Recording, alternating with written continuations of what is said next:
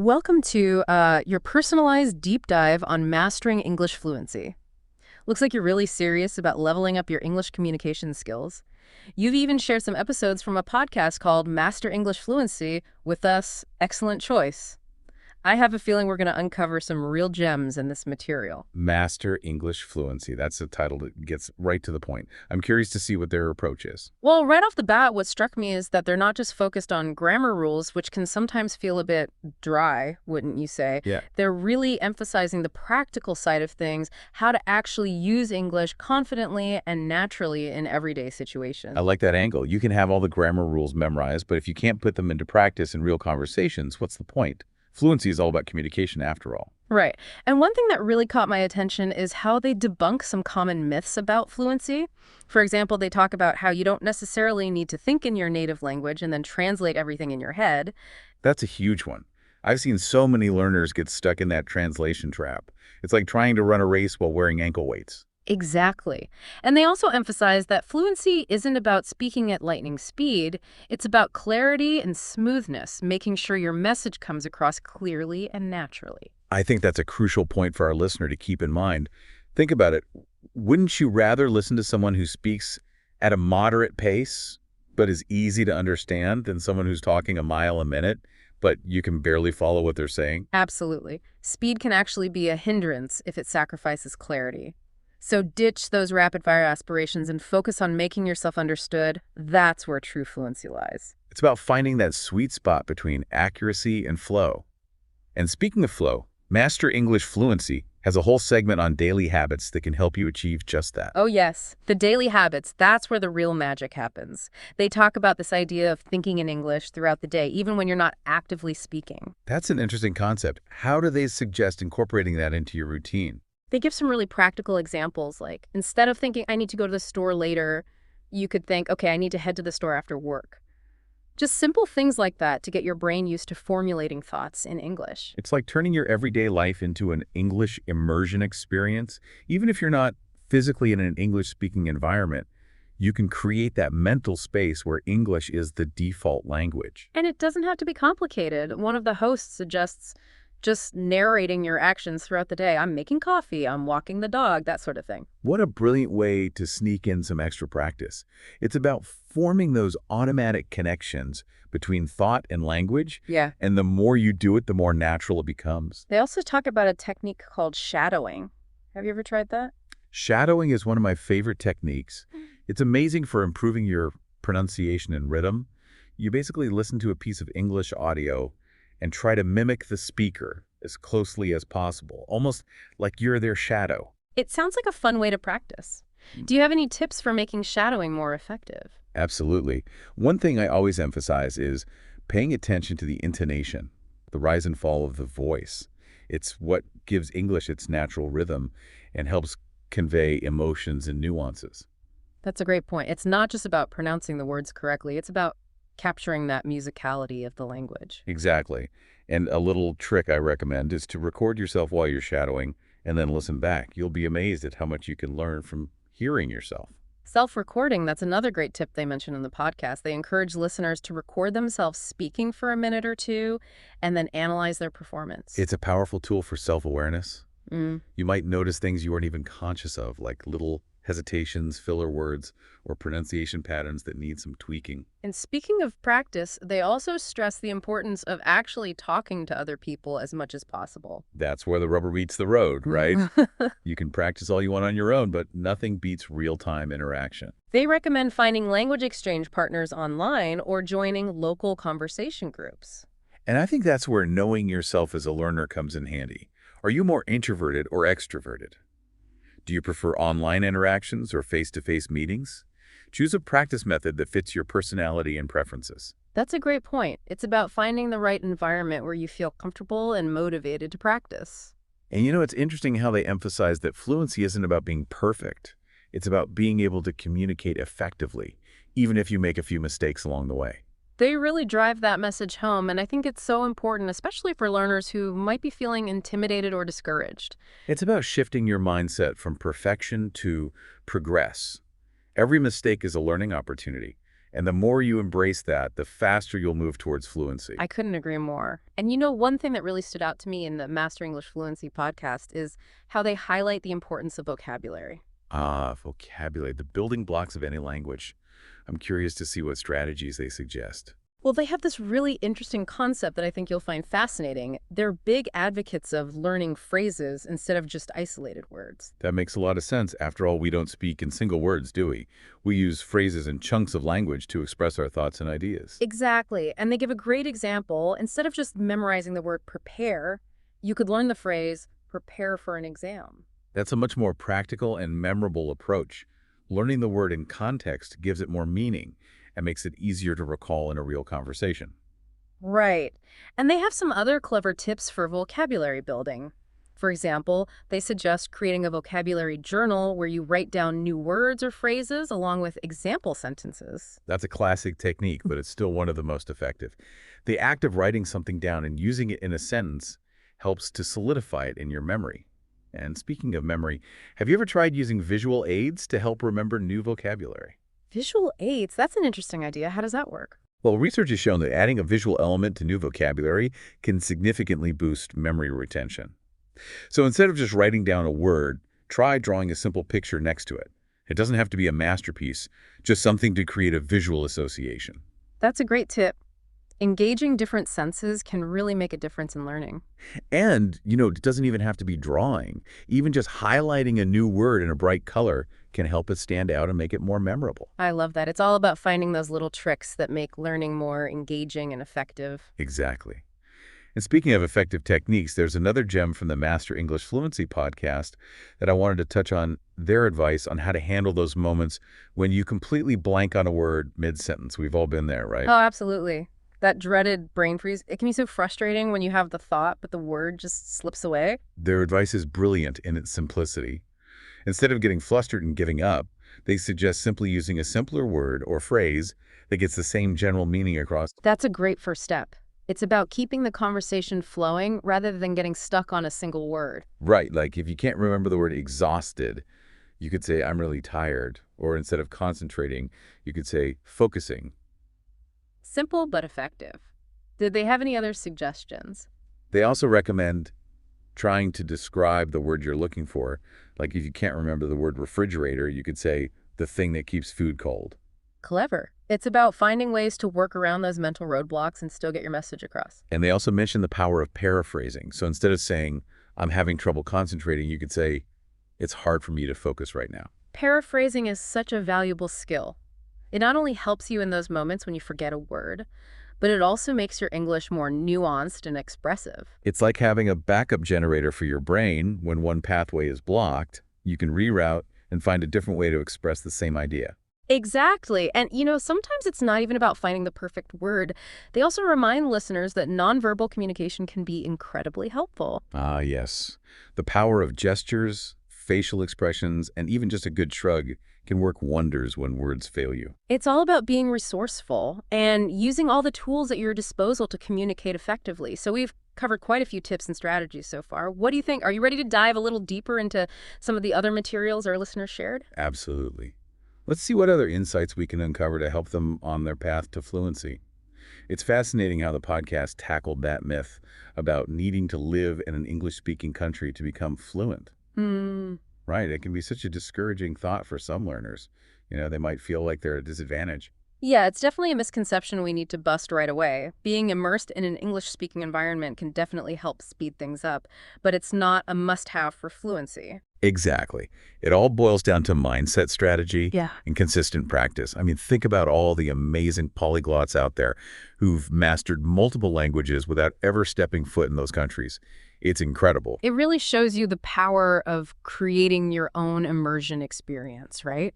Wherever you are, and those daily habits we were talking about can play a huge role in that. Definitely. You can make your daily life a language learning playground. And speaking of effective strategies, I'm curious about those other materials you mentioned. Did you come across anything that specifically addressed vocabulary building? That seems to be a big hurdle for a lot of learners. Absolutely. Remember how the podcast was all about learning phrases instead of isolated words? Well, one of the articles takes that a step further and introduces this concept called collocations. Collocations. Interesting.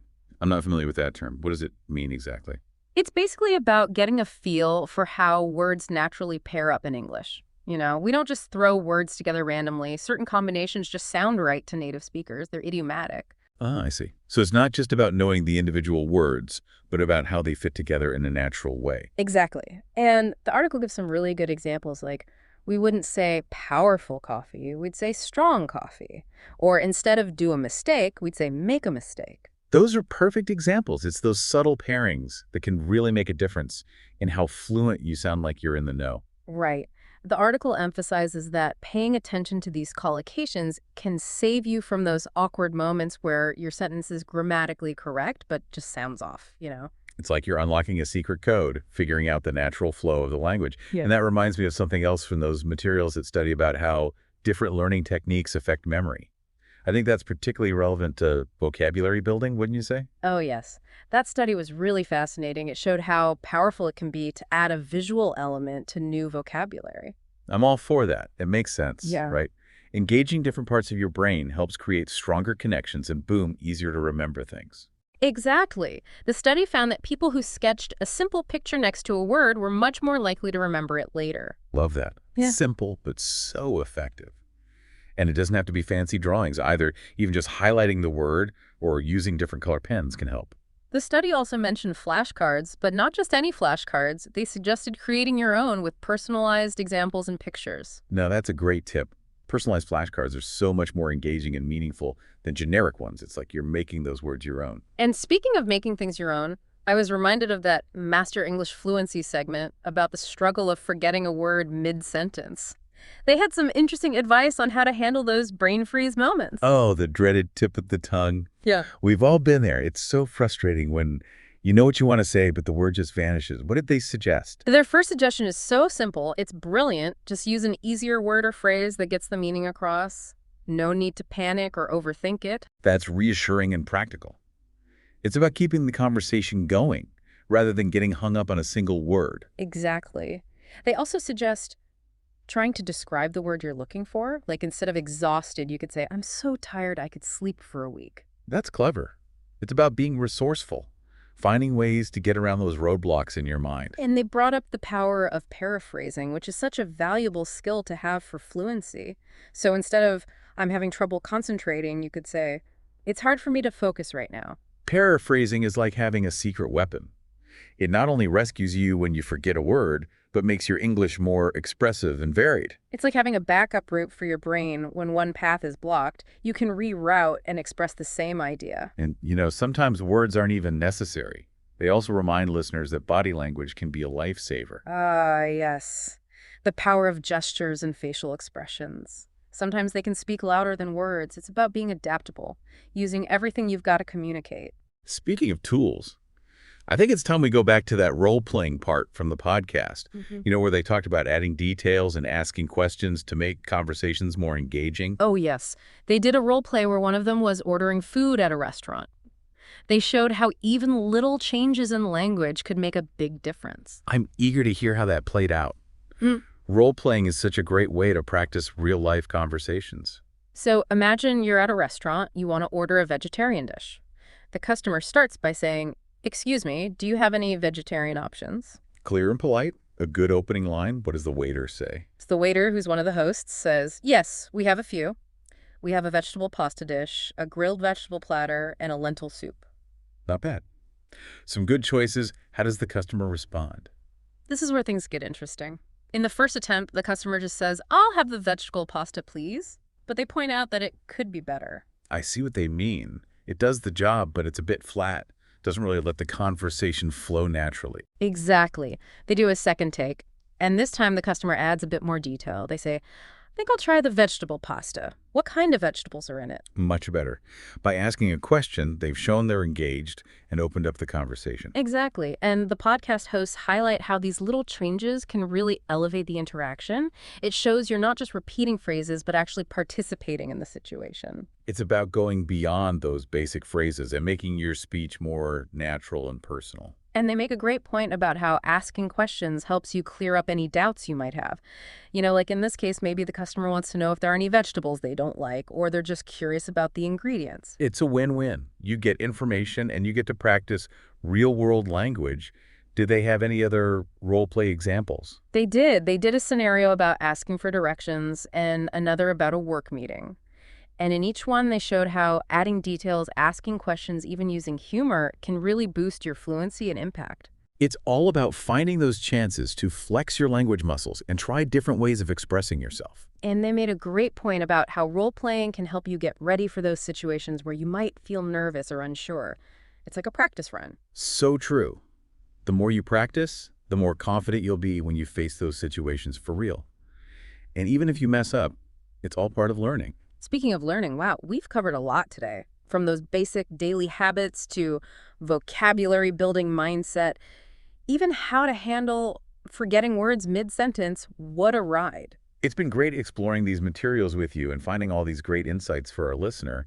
I think they're going to be feeling motivated and ready to try some of these strategies. Me too. And what really stands out to me is how achievable fluency actually is. It's not some magical talent. It's a skill you can develop. Absolutely. It's about realizing that anyone can become fluent with the right approach and effort. And speaking of the right approach, one of the last things that really stuck with me from the podcast was their emphasis on finding support and resources that work for you. It's about finding your people right, those who share your passion for learning and who can support and encourage you along the way. Exactly. Having a community of people who get it makes it so much easier to stay motivated. And as we wrap up this section, I want to leave our listener with a final thought, something to ponder. Go for it. What's your parting wisdom for our friend on their fluency journey? It's something the podcast host said that really hit home, and I'm paraphrasing here, but they said, don't let the pursuit of perfection stop you. Embrace those imperfections, those slip-ups, because they're all part of the process. That's so important to remember. It's easy to get caught up in being perfect, but mistakes are how we learn. Exactly. So to our listener, we say, embrace those mistakes, keep practicing, keep exploring, and above all, keep believing in yourself. Well said. And for me, I'd add never lose that sense of curiosity and wonder. Language learning is an adventure, always something new to discover. Okay, so you were about to tell me about that restaurant role play. Right. So the Master English Fluency hosts, they set up this scene where someone is at a restaurant and wants to order something vegetarian. Okay, got it. Pretty common situation. Yeah, and they start with the customer politely asking, "Excuse me, do you have any vegetarian options?" Simple and to the point, makes sense. And the waiter, played by one of the hosts, replies, "Yes, we have a few. We have a vegetable pasta dish, a grilled vegetable platter, and a lentil soup." So some good choices there. I'm wondering what the customer does next. Well, in the first version of the role play, the customer just says, "I'll have the vegetable pasta, please." But then the hosts, they point out that it could be more engaging. Yeah, it gets the message across, but it's a little flat.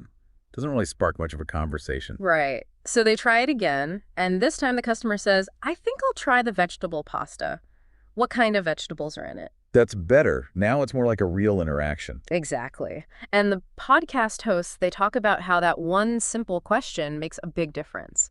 It shows you're interested and involved. I like how they break it down like that. It's about moving beyond just basic phrases Yeah. and making your speech sound more natural, more like you're really in the moment. And asking questions can also help you clear up any doubts or get more information. Like maybe the customer wants to know if there are any vegetables they don't like or if the pasta is vegan or something. It's a smart move. You get the Yeah. details you need and you get to practice your English at the same time. Right. It's a win-win. So did they do any other role-playing examples? Oh, right. I was going to ask about that. They did. They went through one where someone's asking for directions and another one where they're in a work meeting.